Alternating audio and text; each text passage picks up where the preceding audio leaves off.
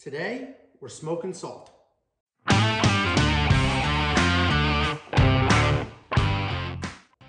name's Angelo. If you want to see more videos like this, please hit that subscribe button. If you've been here before, sorry I'm not better looking.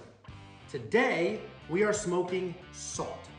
That's right, salt. Super simple, very easy process, but we're basically preparing for the giant rib roast that I'm doing for Christmas.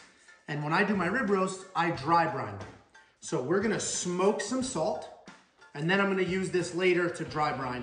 But you can smoke salt for any reason, for finishing salt, for a nice touch, for cooking salt, whatever you wanna do.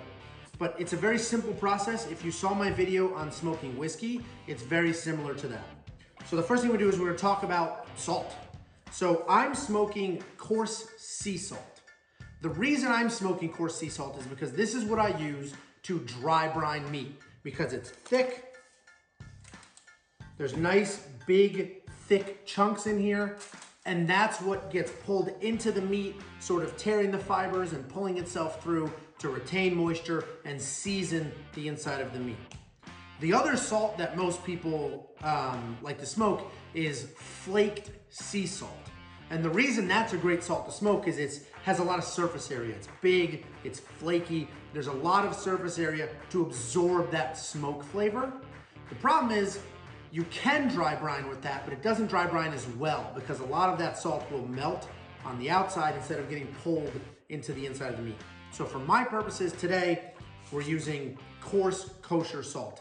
For your purposes, if you just want a really nice salt to, flavor, to throw on some salmon real quick or put on some burgers after you've cooked them, whatever you want to do, then you can use this. You can use, the flake sea salt. Table salt does not smoke well, so that really fine salt that you shake on things, that doesn't smoke well because basically what's happening is the smoke is just attaching itself to the outside of the salt. So you need surface area. There's a lot of surface area on this. There's a ton of surface area on sea salt. There's not much surface area on table salt. So it's not gonna do much. That's kind of a waste of your time. But this is a very simple, straightforward process. All you need that you might not already have is a smoke tube, and I'll put a link in the description. It's essentially a metal tube that has airflow in it. You fill it up with pellets. I have filled mine with apple. I like that apple flavor. We're gonna smoke the meat when I do that for Christmas using probably something a little stronger, but for now, we're using apple for the salt itself. So you'll need a smoker tube and you'll need a torch. And I'll show you why you need a torch, but essentially you can't just light this with a lighter. You need to hold direct flame over this for 30 seconds or so to really let that catch. So all we're gonna do is we're gonna put the salt in this pan. This pan is much larger than the amount of salt that we're smoking. And the reason is because I want as thin of a layer as possible, because if I just have a pile of salt, nothing in the middle is gonna get any smoke. So I want a nice thin layer, as as thin as we can get. And this is a big pan and this isn't a ton of salt, so this is gonna do the trick. So let's go outside, we'll set up the grill, we'll get this lit, and then we'll start the smoking process. This is probably 15 minutes of actual work on me and then 4 to 5 hours of smoke time. So it's easy to do, it just takes a long time. So let's go outside, we'll get the grill ready, and we'll get this salt smoked. Okay, we're outside at my Kamado Joe, and we're gonna go ahead and cold smoke in here. So let's get this ready. First, you'll notice I have nothing inside of the grill. I don't have any old charcoal, I don't have any new charcoal. The only thing I have is a basket, because I use a kick ash basket, and that's it. So, and the divide and conquer system. So all we need is a nice empty grill. I'm using a Kamado Joe. You can do this in your regular gas grill. You can do this in a cooler. You can do this in any container that essentially has some airflow. So all we're gonna do is we're gonna light these pellets. We'll let them burn for 10 minutes. Once it's been burning for 10 minutes, we'll blow it out. We'll let that smoke, dissipate inside the grill, and it's just gonna keep burning its way down. And that's when we'll put our salt on and let our salt absorb that smoke. So this is very simple, and you'll see why we need a torch.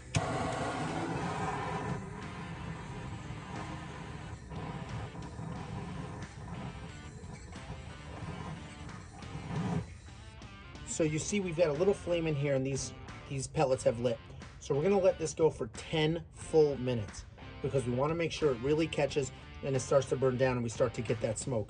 Once it's been burning for 10 minutes, that's when we'll blow it out, and that's when it'll go ahead and continue to smoke. So if you blow it out too soon, if I were to blow this out right now, this fire is just gonna die and we're never gonna get any smoke. That's why it's important to wait the 10 minutes. And you see, we're just starting to get some smoke now, so it's really starting to catch. It's starting to work its way through that wood. So we're just gonna let this go for 10 minutes, then we'll come back and we'll blow it out and we'll set up our grill to smoke the salt.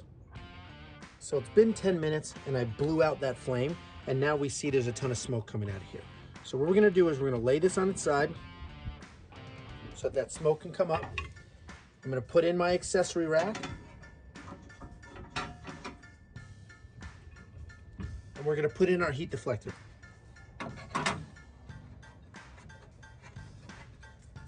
So there's no heat coming out of the smoker tube, but we wanna put in the heat deflectors because we want that smoke to hit here and then dissipate around it evenly. And you can see that even though the fire is over here, the smoke is coming around evenly. So it hits the heat deflector and then it comes around evenly.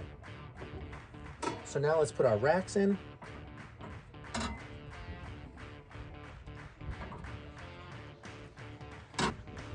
And now we're gonna put our tray on. So I want this spread out as evenly as I can. And a nice thin layer, because we want all sides of this to get smoked. So now we're just gonna close this lid and wait, and we'll come back and we'll stir it every now and then to make sure that all sides of the salt are getting nice, good smoke.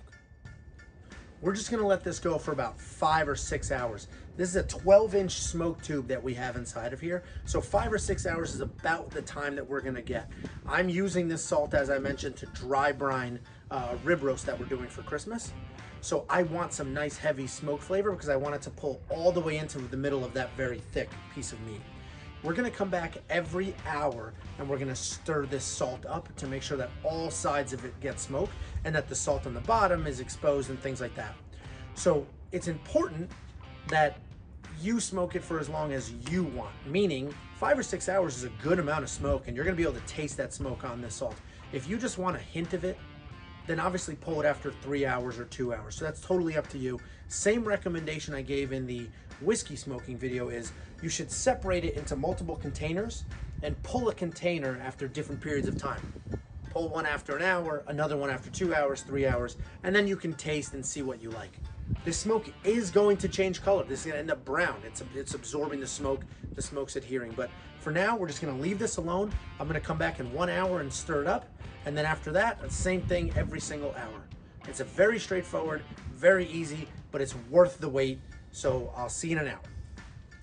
All right, we're at about the halfway point. This is about 2 hours, 45 minutes, something like that. So let's take a look, give it a mix. We still have some really nice smoke coming out of here. So that's why I like the 12-inch tube. You get a lot of time out of it. And you can see after I mix it, you can see there the changes in color. So we have the pure white that we started with, and then we have the, the now almost brown. And this is why we have to mix it up. Because if I didn't mix it, then the white original salt would not get any of the smoke or the color, so we have to mix it to make sure this smokes evenly. So let me flatten this out here, and I'll come back in another 45 minutes or an hour. I'll mix it up, and then I'll check back in when we're done. I'm gonna have a nice little funnel. We're just gonna funnel this back into the original container. So we just mixed it up. We're past the halfway point. I'm gonna let it keep going. We get a nice long window of smoke here with that 12-inch tube. And if I can give you one piece of advice is, this smoke will get on your clothing. So don't wear something that you plan on wearing later that day, or don't get all dressed up for the day, then do this thinking that you'll be fine. You are gonna smell like smoke. So as soon as we're done, I'm changing. But we're gonna let this go. I'll check back in when we're done so you can see the final color. But essentially this is the process. We spread our smoke out nice and evenly.